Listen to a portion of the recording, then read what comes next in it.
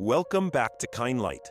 There's actually a gory horror movie out there where an unplanned heavy metal riff lets loose hell on a quiet New Zealand town. And it's full of more guts and laughs than you can shake a demon stick at. Stick around, because today we're taking a deep dive into 10 masterpieces of modern horror that flew completely under the radar. The kind that left me wide-eyed and peering under the bed for weeks. If you're sick of the same tired jump scares, this list is your nightmare fuel prescription. Let's get started. Number 10. Deathgasm. Released in 2015, imagine an angsty teen metal group of misfits discovering an ancient satanic chord hidden inside an old record sleeve. A single mistaken power chord later, and their flyover small town becomes a blood-fest mosh pit from hell. Severed heads caught in the wind like confetti. Possessed elderly women wielding chainsaws, and black humor galore to have you crying laughing between the gore. I recall seeing this one by myself at midnight, stopping every 5 minutes to laugh and then yell as some new hell broke out on screen. The special effects are gratuitously cheesy, like if Evil Dead raided a Slayer gig, and the lead dude's frantic efforts to break the curse come across so intensely real that you find yourself cheering him on like he's your stupid little brother. It's wild, it's bloody, it's got heart behind all that gore.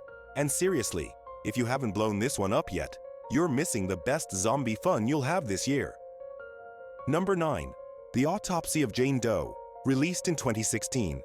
Imagine a father-son coroner duo cracking open a routine case in their creaky old morgue, only to find a stunning, silent woman whose body hides secrets that shouldn't stay buried.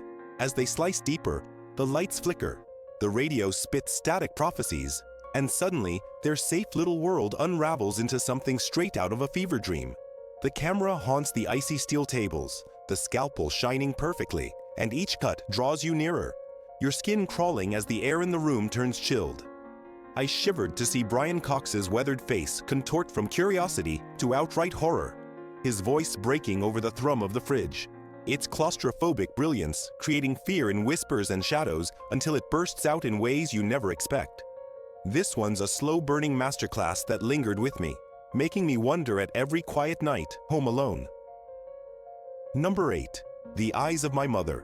Released in 2016, stuck on a remote farm where the world is too big and too hollow all at once. We're tracking a girl groomed for loss and her mother's bygone inclinations with the scalpel. Black and white frames bathe everything in stark, haunting loveliness, such as bruised Polaroids of horror brought to life. The wind screaming through the fields as secrets boil in the barn. Kika Mogelheis's wide-eyed gaze draws you in. Sweet one moment, sinister the next, as the tale progresses in soft, gut-wrenching snapshots that confuse love and insanity. I sat there stuck, heart racing, only halfway through realizing I'd been holding my breath through scenes that linger like an aftertaste. It's poetic horror, the sort which sneaks into your mind days later, muttering about what loneliness actually cuts out of a soul. Number 7. The Void. Released in 2016, a foggy backwoods hospital becomes ground zero when a drifter drags in a mutilated stranger, and soon cultists in robes circle like vultures, while something ancient bubbles up from the drains. Glistening tentacles lash out, bodies twist into impossible shapes, and the screen fills with cosmic goo that looks like it crawled from a nightmare sketchbook. The practical effects leap off wet, visceral glee, colors bleeding from sterile whites to throbbing reds as panic begins to spread. I leaned into each frame, enthralled by the nods to old-school Lovecraft, the way it holds you in that linoleum hell and refuses to let you escape, screams echoing off the tiles. It's raw, relentless, and leaves you lying awake at night wondering what's hiding just beyond the stars. Number 6 is A Dark Song. Released in 2016, in a vast Welsh mansion isolated from the world, a mourning mother commissions a fierce-tongued occultist to tear apart the fabric between life and death. Tracing circles of salt and blood under persistent rain, the rituals occur in extended, strained takes. Candles flickering as incantations mount like a tempest. The house groaning with unseen burden. Catherine Walker's subdued rage holds it together, her face twisted with that animal pain of loss, as the slow disintegration tugs at something within. I saw this one in the dark, the solitude creeping through the screen until I could feel the chill in my own room, every symbol carved in my head. It's claustrophobic occult horror, more about the horrific price of pursuing the unattainable. Number 5. Revenge. Released in 2017, a sun-drenched desert utopia turns to bloodlust carnage when a weekend tryst turns vicious, reducing one woman to broken and buried bits, only to claw her way back like a phoenix drenched in rage. Blood flows in slow-motion red fountains against gold rocks, her injuries beating as she pursues her persecutors across canyons that devour screams. Matilda Lutz commands every frame, turning agony into strength with a stare that burns holes. The synth score pounding like a heartbeat on overdrive. I held tight to the armrest throughout, adrenaline pumping as revenge comes in slick, brutal style, turning all of those tropes you think you recognize on their head. It's energizing, empowering, and sure, it'll get you rooting for the body count. Number 4. The Devil's Candy.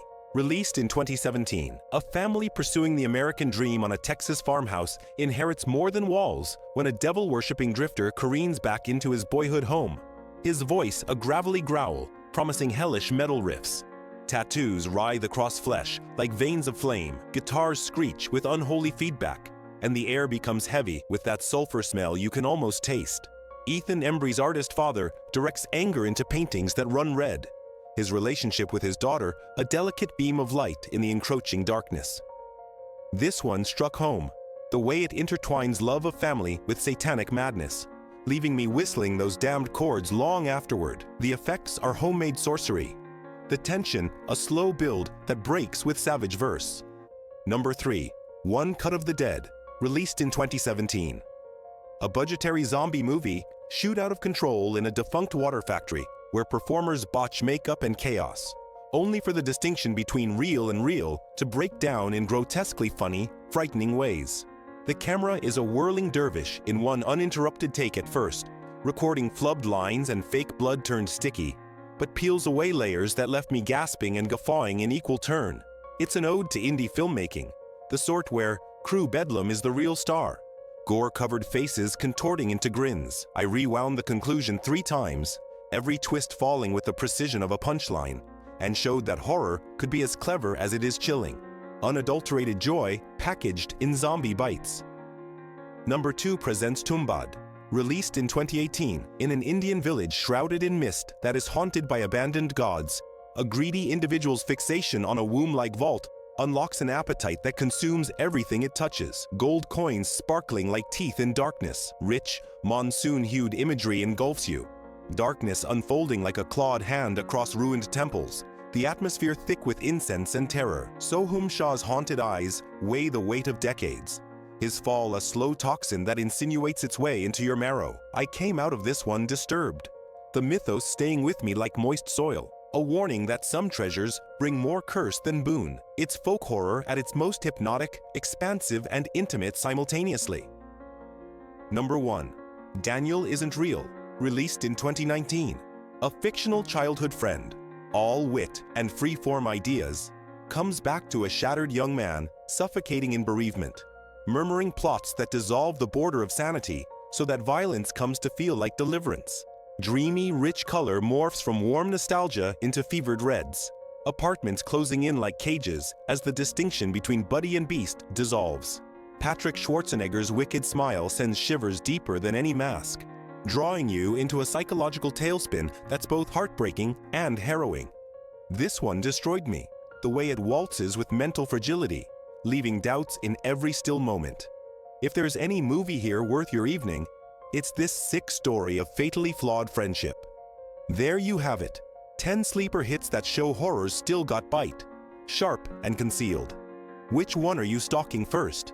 Leave it in the comments. Smash that like if any of these provided the good kind of goosebumps, and subscribe to KineLight for further excursions into the dark side.